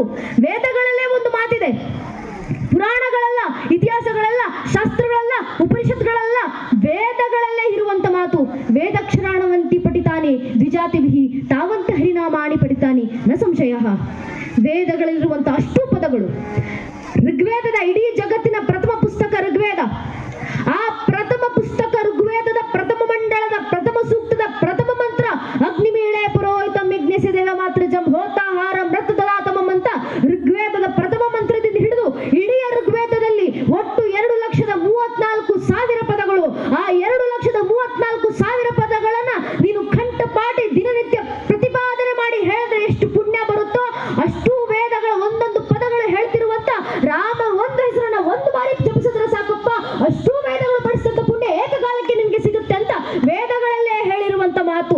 ವೇದಗಳನ್ನ ಓದಬೇಕಂತಿಲ್ಲ, ವೇದಗಳಲ್ಲಿ ಹೇಳಿರುವಂತ ವೇದದ ಒಂದೊಂದು ಪದ ಯಾರನ್ನ ಉದ್ಘರಿಸ್ತಿದ್ಯೋ ಅಂತ ರಾಮರನ್ನ ಹೇಳೋಣ ಸಾಕು. ಅಂತ ರಾಮರ ಒಂದು ಪದ ನಮ್ಮ ಬಾಯಿಂದ ಬಂದ್ರೆ ಸಾಕು, ರಾಮರ ಹೆಸರು. ವೇದಗಳನ್ನೇ ಹೇಳಿದಷ್ಟು ಪುಣ್ಯ ನಮಗೆ ಪ್ರಾಪ್ತಿ ಆಗುತ್ತೆ ಅನ್ನೋದನ್ನ ವೇದಗಳೇ ಹೇಳಿರುವಂತ ಮಾತು. ಆದ್ರಿಂದ ರಾಮರಿಗೆ ಜಯಘೋಷ ಹಾಕೋಣ. ರಾಮರಿಗೆ ಜಯಘೋಷ ಹಾಕುವ ಮೂಲಕ ಹನುಮಂತರಿಗೆ ಜಯಘೋಷ ಹಾಕೋಣ. ಹನುಮಂತರಿಗೆ ಜಯಘೋಷ ಹಾಕುವ ಮೂಲಕ ಇಡೀ ಧರ್ಮಕ್ಕೆ ಜಯವಾಗ್ಲಿ ಅನ್ನೋ ಪ್ರೇರಣೆಯನ್ನ ನಾವು ಹೊರೋಣ. ನನ್ನ ನೆಚ್ಚಿನ ಬಂಧುಗಳೇ, ನಮ್ಮಲ್ಲಿ ಭಕ್ತಿ ಇದೆ ಗೊತ್ತು, ನಮ್ಮಲ್ಲಿ ಶಕ್ತಿ ಇದೆ ಗೊತ್ತು, ನಮ್ಮಲ್ಲಿ ಧರ್ಮ ಜಾಗೃತಿ ಇದೆ ಗೊತ್ತು. ನಮ್ ದೌರ್ಭಾಗ್ಯ ಮರ್ತೋಗ್ತೀವಿ ಆಗಾಗ. ಧರ್ಮಸಭೆ ಏನಕ್ಕೆ ಆಯೋಜನೆ ಮಾಡೋದು ಅಂದ್ರೆ ನಮ್ಮಲ್ಲಿರುವಂತ ಧರ್ಮವನ್ನು ಮತ್ತೆ ಜಾಗೃತಿಗೊಳಿಸ್ಲಿಕ್ಕಷ್ಟೇ. ಭಜನೆಗಳು ಏನಕ್ಕೆ ಅಂದ್ರೆ ನಮ್ಮಲ್ಲಿ ಅಂತರಸ್ಥೈರ್ಯವಾಗಿ ನಮ್ಮ ಅಂತರದಂಗದಲ್ಲಿ ಸತ್ ಚಿತ್ ಆನಂದ ಸ್ವರೂಪನಾಗಿ ಅವ ಕೂತಿದ್ದಾನೆ. ಒಳಗೆ ಕೂತಿರುವಂತ ಅವನನ್ನೇ ಮತ್ತೆ ಜಾಗೃತಿಗೊಳಿಸ್ಲಿಕ್ಕೆ ಭಜನೆಗಳನ್ನ ಹಾಡೋದು. ಜಾಗೃತಿ ಹನುಮಂತನದು ಇದೇ ಸ್ವಭಾವ. ಹನುಮಂತರಲ್ಲೂ ಎಷ್ಟು ಸಾಮರ್ಥ್ಯ ಇದ್ರು ಕೂಡ ಅದನ್ನು ಮರೆತು ಕೂತಿದ್ರು ಹನುಮಂತರು. ರಾಮನ ಸಂದೇಶ ಯಾರು ಸೀತಾಮಾತೆಗೆ ತಲುಪಿಸ್ತಾರೆ? ಸೀತಾಮಾತೆ ಎಲ್ಲಿದ್ದಾರೆ ಅಂತ ಯಾರು ಹುಡ್ಕೊಂಡು ಬರ್ತಾರೆ? ಒಂದೊಂದು ದಿಕ್ಕುಗಳಿಗೂ ಒಬ್ಬೊಬ್ರು ಹೋಗಬೇಕು. ಲಂಕೆವರೆಗೂ ಸಮುದ್ರ ದಾಟಿ ಯಾರು ಹೋಗ್ಲಿಕ್ಕೆ ಸಾಧ್ಯ? ಎಲ್ಲ ವಾನರ ವೀರರು ಮುಂದೆ ಬಂದು ಹೇಳ್ತಿದ್ರಂತೆ, ನಳ ನೀಳ ಅಂಗಾದ ಎಲ್ಲ, ರಾಮರೇ ನನಗಪ್ಪಣೆ ಕೊಡಿ, ನಾನ್ ಲಂಕೆವರೆಗೂ ಹಾರಿ ಹೋಗ್ತೀನಿ, ನಾನ್ ಸೀತಾಮಾತೆಯನ್ನು ಹುಡುಕಿಕೊಂಡು ಬರ್ತೀನಿ. ಎಲ್ಲರೂ ಕರೆ ಕೊಟ್ರೆ ನಿಜವಾಗ್ಲೂ ಲಂಕೆವರೆಗೂ ಸಮುದ್ರ ದಾಟಿ ಹಾರುವಂತ ಸಾಮರ್ಥ್ಯ ಇದ್ದು ಹನುಮಂತರಿಗೆ ಮಾತ್ರ. ಆದ್ರೆ ಹನುಮಂತ ಹಿಂದೆ ಎಲ್ಲೋ ಕೂತಿದ್ರು, ಇಲ್ಲಪ್ಪ ನನ್ನ ಕೈ ಸಮುದ್ರದ ಹಾರ್ಲಿಕ್ಕೆ ಆಗೋದಿಲ್ಲ, ಇದ್ದಾರಲ್ಲ ಬೇರೆ ವಾನರ ವೀರರು ಅವ್ರು ಮಾಡ್ತಾರ ಬಿಡಿ, ನನ್ನಷ್ಟು ಸಾಮರ್ಥ್ಯ ಇಲ್ಲ ಅಂತ ಹನುಮಂತ ಸಾಮರ್ಥ್ಯ ಮರೆತು ಕೂತಿದ್ದಾಗ ಜಾಂಬವಂತರು ಹನುಮಂತನನ್ನು ಹುಡುಕ್ತಾರೆ. ಎಲ್ಲೋ ಇಲ್ಲ ಹನುಮಂತ, ಎಲ್ಲೋ ಹಿಮ್ಮದಿಯಲ್ಲಿ ಕೂತಿದ್ದಾರೆ. ಹನುಮಂತನನ್ನು ಹುಡ್ಕೊಂಡೋಗಿ ಜಾಂಬವಂತ ಕೇಳ್ತಾರೆ, ಯಾಕಪ್ಪ ಸುಮ್ಮನೆ ಕೂತಿದ್ಯಾ? ನೀನಲ್ವಾ ಲಂಕೆವರೆಗೂ ಹಾರಿ ಹೋಗ್ಬೇಕಾಗಿರೋನು, ನೀನು ಬಿಟ್ರೆ ಸಮುದ್ರವನ್ನ ಹಾರುವ ಸಾಮರ್ಥ್ಯ ಯಾರು ವಾನರ ವೀರರಲ್ಲಿ ಇದೆಯಪ್ಪ? ಹೋಗು ರಾಮರ ಮುಂದೆ ಕೇಳ್ಕೊ, ಅವರ ಕಾರ್ಯವನ್ನ ಮಾಡಿ ಕಪ್ಪಣೆ ಕೊಡಿ. ಹನುಮಂತ ಹೇಳಿದ್ರು, ಇಲ್ಲ ನನ್ನ ಕೈಯಿಂದ ಆಗೋದಿಲ್ಲ ಆ ಕೆಲಸ. ಜಾಂಬವಂತ ತಕ್ಷಣ ನೆನಪಿಸಿದ್ರು, ಹನುಮಂತ ನಿನ್ನ ನಿನ್ನ ಸಾಮರ್ಥ್ಯ ಮರೆತು ಕೂತಿದ್ಯಾ? ನೆನಪಿಸ್ಕೋ, ನಿನ್ನ ಸಾಮರ್ಥ್ಯ ಎಂತದ್ದು? ನಿನ್ನ ಹೆಸರಿನಲ್ಲೇ ಸಾಮರ್ಥ್ಯ ಇದೆ. ಹನುಮಂತ ನಿನ್ನ ಹೆಸರು. ಹೇಗೆ ಬಂದಿದ್ದು ಹನುಮಂತ ಎಂಬ ಹೆಸರು? ನೀನು ಪುಟ್ಟ ಹುಡುಗನಿರ್ಬೇಕಾಗಿದ್ದಾಗ, ಬಾಲಕ ಆಗಿರ್ಬೇಕಾದ್ರೆ ಸೂರ್ಯನನ್ನ ಯಾವುದೋ ಸಿಹಿ ಹಣ್ಣು ಅಂತ ಅನ್ಕೊಂಡು ಸೂರ್ಯನನ್ನೇ ನುಂಗ್ಲಿಕ್ಕೆ ಹೋದವ್ ನೀನು. ಸೂರ್ಯನನ್ನ ನುಂಗ್ಲಿಕ್ಕೆ ಹೋದಾಗ ಇಂದ್ರ ವಜ್ರಾಯುಧದಿಂದ ನಿನಗೊಂದು ಪೆಟ್ಟನ್ನ ಕೊಟ್ಟ. ಇಂದ್ರನ ವಜ್ರಾಯುಧದ ಪೆಟ್ಟು ಬಂದು ನಿನ್ನ ದವಡೆಗೆ ತಾಗಿತ್ತು. ದವಡೆಯನ್ನ ಸಂಸ್ಕೃತದಲ್ಲಿ ಹನು ಅಂತ ಕರೀತಾರೆ. ಆ ಹನು ಅನ್ನೋ ಭಾಗವನ್ನ ಮಂಥನ ಮಾಡ್ಕೊಂಡಿದ್ದರಿಂದ ನಿನಗೆ ಹನುಮಂತ ಅಂತ ಹೆಸರು ಬಂತು. ನಿನ್ನ ಹೆಸರಲ್ಲೇ ಸಾಮರ್ಥ್ಯ ಇಟ್ಕೊಂಡು ನಿನ್ ಸಾಮರ್ಥ್ಯ ಮರೆತು ಕೂತಿದ್ದಲ್ಲ, ಹೋಗ ರಾಮರ ಕೆಲಸ ಮಾಡು ಅಂತ ಜಾಂಬವಂತರು ಎಚ್ಚರಿಸಿದಾಗ ಆಗ ಹನುಮಂತ ಎಚ್ಚರಗೊಂಡ್ರು. ರಾಮರ ಕಾರ್ಯಕ್ಕೆ ಮುಂದಾಗಿ ಸಿದ್ಧರಾಗಿ ನಿಂತರು. ನಾವು ಇದೇ ರೀತಿ ಹನುಮಂತನ ಆರಾಧಕರು. ನಮ್ಮ ಸಾಮರ್ಥ್ಯ ನಾವು ಆಗಾಗ ಮರೆತು ಕೂರ್ತೀವಿ, ನಮ್ಮ ಭಕ್ತಿ ನಾವು ಆಗಾಗ ಮರೆತು ಕೂರ್ತೀವಿ. ನಾವು ಮರ್ತಿರುವಂತ ಈ ಭಕ್ತಿಯನ್ನ ಮತ್ತೊಮ್ಮೆ ಜಾಗೃತಗೊಳಿಸಲಿಕ್ಕೋಸ್ಕರ ಇಂತಹ ಧರ್ಮ ಸಭೆಗಳು. ಕಳಸಾರೋಹಣ ಆಗಿದೆ ಅಂದ್ರೆ ನನ್ನ ನೆಚ್ಚಿನ ಬಂಧುಗಳೇ, ದೇವಸ್ಥಾನದ ಮೇಲೆ ಕಳಸ ಇಡ್ತಾ ಇಲ್ಲ ನಾವು. ದೇವಸ್ಥಾನದ ಗೋಪುರದ ಮೇಲೆ ಮಾತ್ರ ಕಳಸ ಅಲ್ಲ, ನಮ್ಮ ದೇಹದ ಕಳಸವಾಗಿರುವಂತ ನಮ್ಮ ನೆತ್ತಿ ಕೂಡ ಶುದ್ಧವಾಗಲಿ ಅನ್ನೋದಕ್ಕೊಂದು ಪ್ರತೀಕ ಕಳಸಾರೋಹಣ. ದೇಹ ದೇವಾಲಯ ಪ್ರೋಕ್ತು ಶಿರ ಶಿಖರ ಮುಚ್ಚತೆ ಎಂಬ ಮಾತು ನಮ್ಮ ಶಾಸ್ತ್ರಗಳು ಹೇಳಿದ್ದು. ದೇಹ ದೇವಾಲಯವಾಗಬೇಕು, ಶಿರವೇ ಶಿಖರವಾಗಬೇಕು. ಶಿಖರವಾಗಿರುವಂತ ಈ ತನ್ನಲ್ಲಿ ಬಂದು ಆ ಕಳಸ ಪ್ರತಿಷ್ಠಾಪನೆ ಆಗಬೇಕಂದ್ರೆ ಹನುಮಂತನ ಭಕ್ತಿ ಪ್ರತಿಷ್ಠಾಪನೆ ಕಳಸ ರೂಪದಲ್ಲಿ ನಮ್ಮಲ್ಲಾದ್ರೆ ನಮ್ಮ ಇಡೀ ದೇಹವೇ ದೇವಾಲಯವಾಗುತ್ತೆ, ನಮ್ಮ ಇಡೀ ಜೀವನ ಧರ್ಮವಾಗುತ್ತೆ ಅನ್ನೋದು ಹಿರಿಯರ ಮಾತು. ಆದ್ರಿಂದ ಅಲ್ಲಿ ಆಗಿರುವಂತ ಕಳಸಾರೋಹಣದ ಪ್ರತೀಕವಾಗಿ ನಮ್ಮ ದೇಹದಲ್ಲೂ ಕೂಡ ಕಳಸ ರೂಪದಲ್ಲಿ ಬಂದು ಶಿವ, ಭಗವಂತ, ರಾಮ, ಹನುಮಂತ ನಮ್ಮಲ್ಲಿ ಪ್ರತಿಷ್ಠಾಪನೆ ಆಗ್ಲಿ. ಆ ವಿಠಲ, ಆ ರುಕ್ಕುಮಾಯಿ ಆಶೀರ್ವಾದದಿಂದ ತಾಯಿಂದ್ರು ಬಹಳಷ್ಟು ಜನ ಸೇರಿದ್ದೀರಾ. ತಾಯಿಂದ್ರಿಗೆ ಹೇಳೋದು ಒಂದೇ ಒಂದು ಮಾತು, ನಾವು ಎಷ್ಟೇ ಧರ್ಮ ಜಾಗೃತಿ ಮಾತಾಡಬಹುದು, ಎಷ್ಟೇ ದೇವಸ್ಥಾನಕ್ಕೆ ಬನ್ನಿ ಅಂತ ಹೇಳ್ಬೋದು, ನಿಜವಾಗ್ಲೂ ನಮ್ಮ ದೇವಸ್ಥಾನಗಳು ಮಠ ಮಂದಿರಗಳನ್ನ ರಕ್ಷಣೆ ಮಾಡ್ಕೊಳ್ಳುವಂತ ಸಾಮರ್ಥ್ಯ ತಾಯಿಂದ್ರಲ್ಲಿ ಮಾತ್ರವೇ ಇರೋದು. ಕಾರ್ಯಕ್ರಮದಲ್ಲಿ ನೋಡಿ, ಗಂಡು ಮಕ್ಕಳು ಕಾರ್ಯಕ್ರಮಕ್ಕೆ ಬಂದ್ರೆ ಅವ್ರು ಮಾತ್ರ ಕಾರ್ಯಕ್ರಮಕ್ಕೆ ಬರ್ತಾರೆ, ಕಾರ್ಯಕ್ರಮಕ್ಕೆ ಬಂದು ಕಾರ್ಯಕ್ರಮ ಮುಗಿಸ್ಕೊಂಡು ಹೋಗ್ತಾರೆ. ಅದೇ ಮನೆಯಲ್ಲಿರುವಂತ ತಾಯಿ ಕಾರ್ಯಕ್ರಮಕ್ಕೆ ಬರ್ಲಿ, ಆಕೆ ಮಾತ್ರ ಬರೋದಿಲ್ಲ, ತನ್ನ ಮನೆ ಮಕ್ಕಳನ್ನು ಕಾರ್ಯಕ್ರಮದಲ್ಲಿ ಬಂದು ಕೂರಿಸ್ತಾರೆ, ಅವ್ರ ಮನೆಯವರನ್ನು ಕರ್ಕೊಂಡ್ ಬರ್ತಾರೆ, ಕುಟುಂಬ ಸಮೇತರಾಗಿ ಬಂದು ಕಾರ್ಯಕ್ರಮದಲ್ಲಿ ಕೂರಿಸಿ ಮುಂದೆ ಪೂಜ್ಯ ಸ್ವಾಮೀಜಿ ಅವರು ಮಾತಾಡ್ಲಿಕ್ಕಿರುವಂತ ಮಾತುಗಳನ್ನ ಕೇಳಿಸ್ಕೊಳ್ಳಿ ಅಂತ ಕುಟುಂಬಸ್ಥರನ್ನೆಲ್ಲ ಕರೆದು ಕಾರ್ಯಕ್ರಮದಲ್ಲಿ ಕೂರಿಸಿ ಇಡೀ ಮನೆಯನ್ನ ಜಾಗೃತಿಗೊಳಿಸುವಂತ ಸಾಮರ್ಥ್ಯ ತಾಯಿಂದ್ರಲ್ಲಿ ಮಾತ್ರ ಇರೋದು. ಆದ್ರಿಂದ ತಾಯಿ ಜಾಗೃತರಾದ್ರೆ ಸಾಕು, ಮನೆ ಜಾಗೃತಿ ಆಗುತ್ತೆ, ಮನೆ ಒಂದೊಂದು ಮಗು ಜಾಗೃತಿ ಆಗುತ್ತೆ, ಇಡೀ ದೇಶ ಜಾಗೃತಿ ಆಗುತ್ತೆ. ಅದಕ್ಕೆ ರುಕ್ಕುಮಾಯಿ ಬಗ್ಗೆ ವಿಜಯ ಆಡ್ಬೇಕಾದ್ರೆ ಹೇಳೋದಲ್ಲ, ಪೂಜಾ ವೀಣ ವೈಕುಂಠ ಕಾರಾಭಾರ ಚರಣ. ನೀನಿಲ್ಲ ಅಂದ್ರೆ ವೈಕುಂಠವನ್ನ ಯಾರಮ್ಮ ನೋಡ್ಕೊಂತಾರೆ? ನೀನಿಲ್ಲ ಅಂದ್ರೆ ಜಗತ್ತಿನ ಕಾರ್ಯ ಯಾರಿಂದ ಸಾಕಾರ ಆಗುತ್ತೆ? ಒಬ್ಬ ವಿಠಲನಿಂದ ಜಗತ್ತನ್ನ ನೋಡ್ಕೊಳ್ಲಿಕ್ಕೆ ಆಗೋದಿಲ್ಲಮ್ಮ, ನಿನ್ ಜೊತೆಗಿರಲೇಬೇಕು. ತಾಯಿ ಇಲ್ಲ ಅಂದ್ರೆ ಜಗತ್ತನ್ನು ನೋಡ್ಕೊಳ್ಳಿಕ್ಕೆ ಯಾರಿಂದಲೂ ಸಾಧ್ಯ ಇಲ್ಲ. ಆದ್ರಿಂದ ತಾಯಿ ಜಾಗೃತಳಾದರೆ ಮನೆ ಜಾಗೃತಿ ಆಗುತ್ತೆ. ತಾಯಿಂದ್ರು ಜಾಗೃತರಾಗಿ ಮಕ್ಕಳ ಬಾಯಿನಲ್ಲಿ ಭಜನೆಗಳನ್ನ ಹಾಡಿಸಿ, ಮಕ್ಕಳ ಬಾಯಿಂದ ರಾಮರಿಗೆ ಜಯಘೋಷಗಳನ್ನ ಹೇಳಿಸಿ, ಮಕ್ಕಳ ಬಾಯಿಂದ ನಮ್ಮ ಕೀರ್ತನೆಗಳನ್ನ ಹಾಡಿಸಿ, ದಾಸ ಸಾಹಿತ್ಯಗಳನ್ನ ಹಾಡಿಸಿ, ಭಗವದ್ಗೀತೆ ಮಂತ್ರಗಳನ್ನ ಹೇಳಿಸಿ, ಅದರ ಮೂಲಕ ಮನೆ ಮಕ್ಕಳನ್ನ ಜಾಗೃತಿಗೊಳಿಸಿ, ಮನೆಗಳನ್ನ ಜಾಗೃತಿಗೊಳಿಸಿ, ಇಡೀ ದೇಶ ಸಮಾಜವನ್ನ ಜಾಗೃತಗೊಳಿಸಿ ಅಂತ ಹೇಳ್ತಾ ಕೊನೆಗೊಂದು ಮಾತು ನನ್ನ ನೆಚ್ಚಿನ ಬಂಧುಗಳೇ, ರಾಮರ ಕಾರ್ಯ, ಕೃಷ್ಣರ ಕಾರ್ಯ, ಹನುಮರ ಕಾರ್ಯ ಇವೆಲ್ಲವೂ ಸಾಕಾರ ಆಗಬೇಕಾಗಿದೆ. ಮನೆಯಲ್ಲಿ ಭಗವದ್ಗೀತೆ ಹೇಳಿದ್ರೆ ಸಾಲೋದಿಲ್ಲ. ಆ ಭಗವದ್ಗೀತೆ ಹೇಳಿದಂತ ಶ್ರೀಕೃಷ್ಣನ ಭಕ್ತಿ ನಮ್ಮ ಮಕ್ಕಳಲ್ಲಿ ಸುರಿಯ ರೀತಿಯಲ್ಲಿ ಹರಿಬೇಕು. ನಮ್ಮ ದೌರ್ಭಾಗ್ಯವಶಾತ್ ನಮ್ಮ ದೇಶದಲ್ಲಿ ಪರಿಸ್ಥಿತಿ ಏನಾಗಿದೆ ಅಂದ್ರೆ, ಕೃಷ್ಣನ ಮಾತುಗಳನ್ನು ಹೇಳಿದ್ರೆ, ಭಗವದ್ಗೀತೆ ಸಾಲುಗಳನ್ನು ಹೇಳಿದ್ರೆ ನಿಮ್ ಕೃಷ್ಣ ಕಾಲ್ಪನಿಕ, ನಿಮ್ ಹನುಮಂತ ಕಾಲ್ಪನಿಕ, ನಿಮ್ಮ ವಿಠಲ, ರುಕ್ಕುಮಾಯಿ, ರಾಮ ಎಲ್ಲ ಕಾಲ್ಪನಿಕ, ಇವರೆಲ್ಲ ಇತಿಹಾಸ ಪುರುಷರಲ್ಲ, ಮೂಢನಂಬಿಕೆ ನಂಬೋರು ನೀವು ಅಂತ ನಮ್ಮ ದೇವಾನುದೇವತೆಗಳ ಅಸ್ತಿತ್ವದ ಮೇಲೆ ಪ್ರಶ್ನೆ ಚಿಹ್ನೆಯನ್ನು ಹಾಕುವಂತ ಸಾವಿರಾರು ಜನ ನಮ್ಮ ದೇಶದಲ್ಲೇ ಉಟ್ಕೊಂಡಿದ್ದಾರೆ. ಇದು ನಮ್ಮ ದೌರ್ಭಾಗ್ಯ. ಮೌಢ್ಯ ಬೆಳೀತಾ ಇದೆ ದೇಶದಲ್ಲಿ.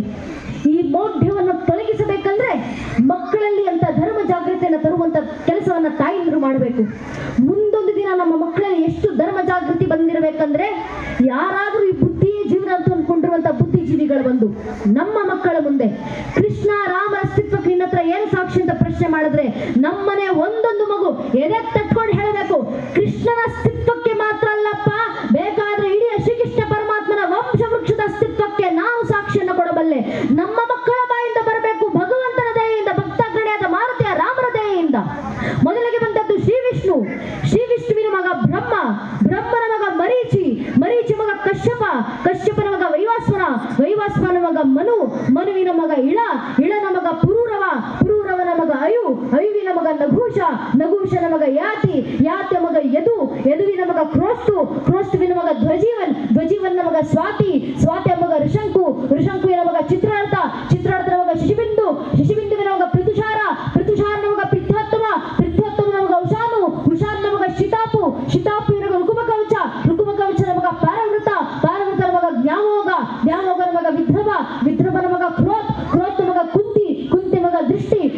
ಮಗ ನಿಧೃತಿ, ನಿಧೃತಿ ಮಗ ದಾಸಾಯಿ, ದಾಸಾಯಿ ಮಗ ವ್ಯೋಮ, ವ್ಯೋಮನ ಮಗ ಜುಮುತ, ಜುಮುತನ ಮಗ ವಿಕೃತಿ, ವಿಕೃತಿ ಮಗ ಭೀಮರಥ್, ಭೀಮರಥನ ಮಗ ನವರಥ್, ನವರಥನ ಮಗ ದಾಶರಥ್, ದಾಶರಥನ ಮಗ ಶಾಕೂನಿ, ಶಾಕೂನಿಯ ಮಗ ಕರಂಭಿ, ಕರಂಭಿಯ ಮಗ ವಿದ್ವರಥ್, ವಿದ್ವರಥನ ಮಗ ಶೂರ, ಶೂರನ ಮಗ ಶ್ಯಾಮಿನ್, ಶ್ಯಾಮಿನ ಮಗ ಪ್ರತಿಕ್ಷಾತ್ರ, ಪ್ರತಿಕ್ಷಾತ್ರನ ಮಗ ಸ್ವಯಂಭೋಜ, ಸ್ವಯಂಭೋಜನ ಮಗ ಋತಿಕ್, ಋತಿಕ್ನ ಮಗ ದೇವಗರ್ಭ, ದೇವಗರ್ಭರ ಮಗ ಶೂರಸೇನ, ಶೂರಸೇನ ಮಗ ವಾಸುದೇವ, ವಾಸುದೇವರ ಮಗನೇ ಚಂದ್ರವಂಶ ಚಕ್ರವರ್ತಿ, ದೇವಕಿ ನನ್ನ ಶ್ರೀಕೃಷ್ಣ ಪರಮಾತ್ಮ ಅಂತ ಹೇಳುವ ಮಟ್ಟಕ್ಕೆ ನಮ್ಮ ದೇವಾನು ದೇವತೆಗಳ ಪರವಾಗಿನ ಭಕ್ತಿ, ಧರ್ಮದ ಜಾಗೃತಿ ಮನೆಯ ಒಂದೊಂದು ಮಗುವಿನಲ್ಲೂ ಹರಿದ್ರೆ ಸಾಕು ನನ್ನ ನೆಚ್ಚಿನ ಬಂಧುಗಳೇ.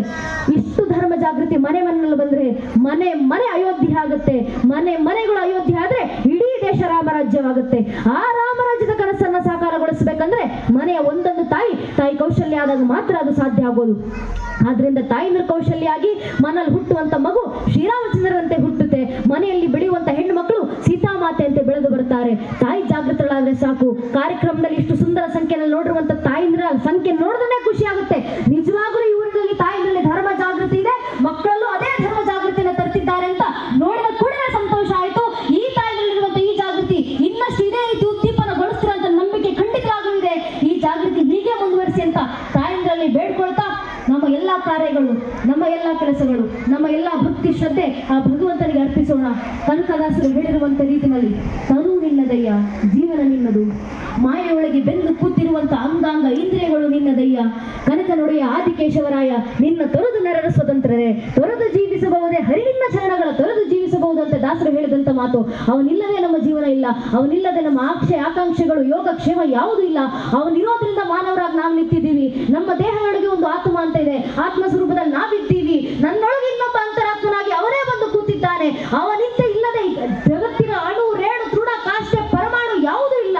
ಎಲ್ಲದಕ್ಕೂ ಕೂಡ ಒಡೆಯನಾಗಿರುವಂತ ಆತ ನನ್ನನ್ನು ಮುಂದುವರಿಸಲಿ, ನನ್ನ ಕಾರ್ಯಕ್ಕೆ ಸಾಕಾರ ಕೊಡಲಿ, ಅವನ ಕಾರ್ಯಕ್ಕೆ ಅವನೇ ಯಶಸ್ಸನ್ನು ತಂದುಕೊಡಲಿ ಅಂತ ಭಗವಂತನ ಹತ್ರ ಬೇಡ್ಕೊಳ್ತಾ ಸರ್ವಸ್ವನು ಭಗವಂತನ ಪಾದಕ್ಕೆ ಅರ್ಪಣೆ ಮಾಡುವಂತ ಕೇಳ್ಕೊಂತ ನಂಗೆ ಎರಡು ಮಾತುಗಳನ್ನ ಆಡ್ಲಿಕ್ಕೆ ಅವಕಾಶ ಮಾಡಿಕೊಟ್ಟಂತ ಎಲ್ಲ ಹಿರಿಯರಿಗೆ ಹಾಗೂ ಗುರು ಮಹಾರಾಜು ಶಾರದಾ ಮಾತೆ ನನಗೆ ಲಾಸ್ಯದ ಮಾತನ್ನ ಕೇಳಿಸ್ಕೊಂಡ್ತಾ ಪರಮ ಪೂಜ್ಯನ ದಿವ್ಯತ್ರಿಯರಿಗೆ, ಗಣ್ಯರಿಗೆ, ದೇಶಭಕ್ತ ಬಾಂಧವರಿಗೆ, ಮಾತಾ ಭಗಿನಿಯರಿಗೆ ಹಾಗೂ ಇಡೀ ಕಾರ್ಯಕ್ರಮದಲ್ಲಿ ಸಹಕಾರ ನೀಡಿರುವಂತ ಆರಕ್ಷಕ ಬಂಧುಗಳಿಗೆ, ಪತ್ರಕರ್ತ ಬಾಂಧವರಿಗೆ ಹಾಗೂ ಎಲ್ಲ ಹಿರಿಯರ ಪಾದಗಳಿಗೆ ಮತ್ತೊಮ್ಮೆ ನಾನು ಹಣೆಚ್ಚಿ ನಮಸ್ಕರಿಸ್ತೇನೆ. ಜೈ ಹಿಂದ್, ವಂದೇ ಮಾತರಂ. ಹರಿ ಓಂ ತತ್ಸತ್ ಶ್ರೀರಾಮಕೃಷ್ಣ ಅರ್ಪಣಮಸ್ತು.